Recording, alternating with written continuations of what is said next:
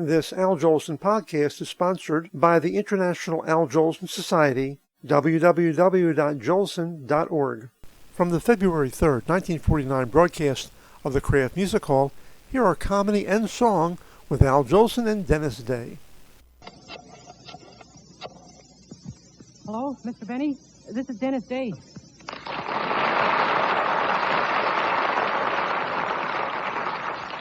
Yes, Mr. Benny, I looked all over. I went all through your old dressing room. No, I don't think Mr. Jolson would steal it.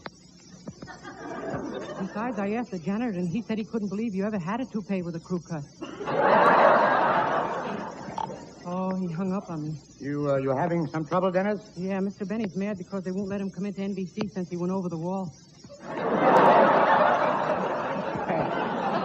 Well, maybe he's not happy on that other network. Oh, he's happy, all right, but he doesn't know he's dealing with an imposter. Dennis, who's the imposter? Well, Mr. Benny's always talking about a fella named Paley who's supposed to be the head man. Yeah? But everybody knows Eisenhower's the head of Columbia. Dennis, Harry Cohn is head of Columbia. Now, before we get any more involved, you'd better sing. Okay.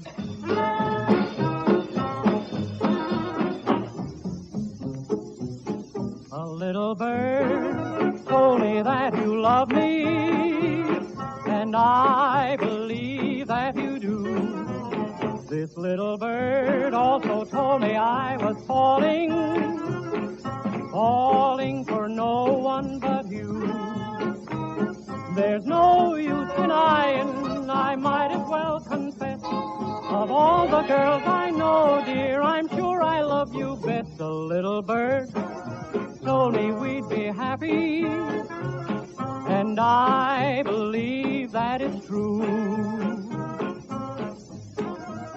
A little bird told me we'll be married, and that ain't bad at 82. Little bird. This little bird also told me when we're married, we'll have a pretty cottage not too far, all fenced in like a movie star. Great Dane pup, we'll call him Ace, lying there by the fireplace, even a nursery painted blue. All this and Social Security, too. A little bird told me I'll be married, and I believe that it's true. Yes, I believe that it's true. That's strictly for the birds.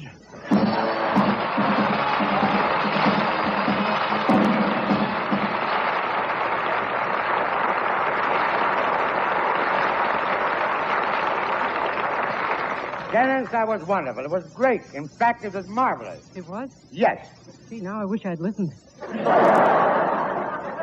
You should have. You might have enjoyed it. Oh, by the way, Dennis, have you met Oscar Levant? Oh, no, I haven't. How do you do, Mr. Levant? Hello, Dennis. I'm very glad to meet you.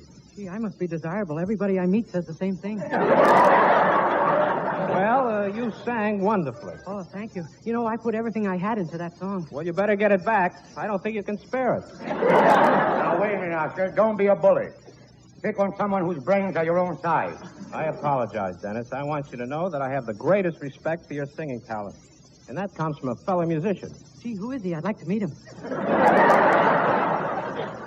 It must be great to be such a naive schnook.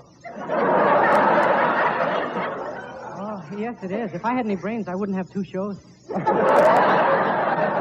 Dennis, look, when you came over the music hall today, you said you had a proposition for me. Now, what was it? Well, I was thinking maybe you and I could change places. I've even been practicing to follow in your footsteps. Dennis, do you think your feet will fit in Al Jolson's footsteps? Oh, sure. I soak my feet in prune juice so they'll be wrinkled.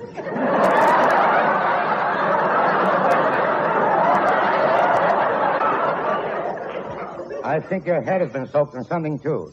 Dennis, look, I don't understand why you want to leave Jack Benny and change places with me. Well, I want to change places with you because NBC has prettier page girls.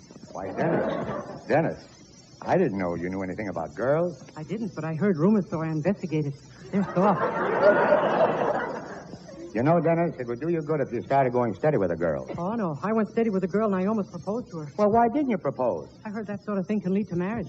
Dennis, what's the matter with marriage? Keeps you from being single. Take it from a man who knows.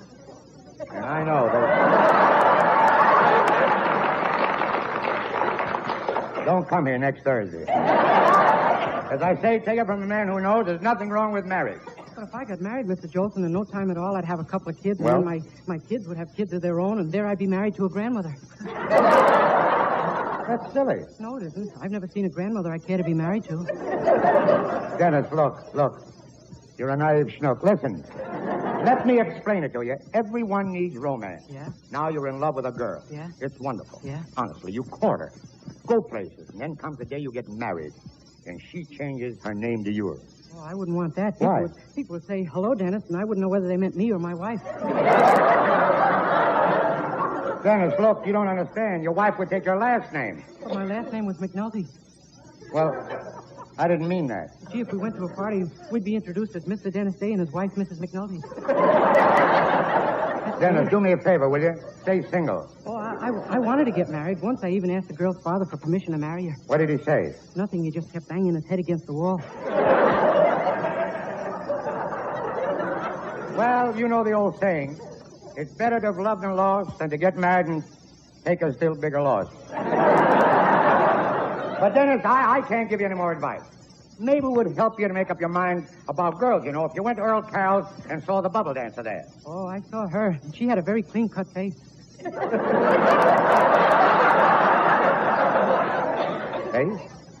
Hey? Didn't you look at the rest of her? What do you think I am, a peeping Tom? How did we get into this discussion anyway? Well, I was talking about changing jobs with you, but now I know I couldn't leave Mr. Benny. Why, his bushy eyebrows, his wavy hair, and his fluttering eyelashes, they're all part of me now. A part of you? Yes, I sat down on them while the glue was still wet. Well, I really don't think you should leave Benny either. You know, to get ahead in show business, I had to spend years on the stage, many more years in pictures and radio. And now, after 45 years of hard work, I'm a success. Didn't take me that long. Well, you're lucky, Dennis. You never went through what I did. The many disappointments. Oh? Right in the middle of my career, I became very sick. I had to spend a long time in the hospital. By one day, I almost died. My whole life flashed before my eyes. And Larry Parks was playing the part. I know how you feel, Mr. Jolson. Maybe it'll cheer you up if I sing. It'll cheer me up more if I sing.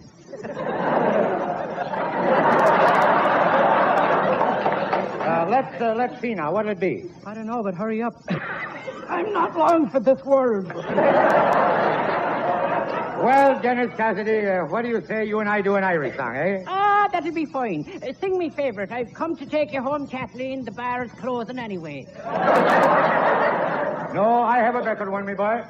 Stand back and watch out that nobody throws Blarney stones now. Oh, that I will, me boy, that I will. When Irish eyes are smiling, sure it's like a morning spring in the lilt of Irish laughter. You're gonna hear the angels sing. When Irish hearts are happy, all the world seems bright and gay. And when Irish eyes are smiling, sure they'll steal your heart away.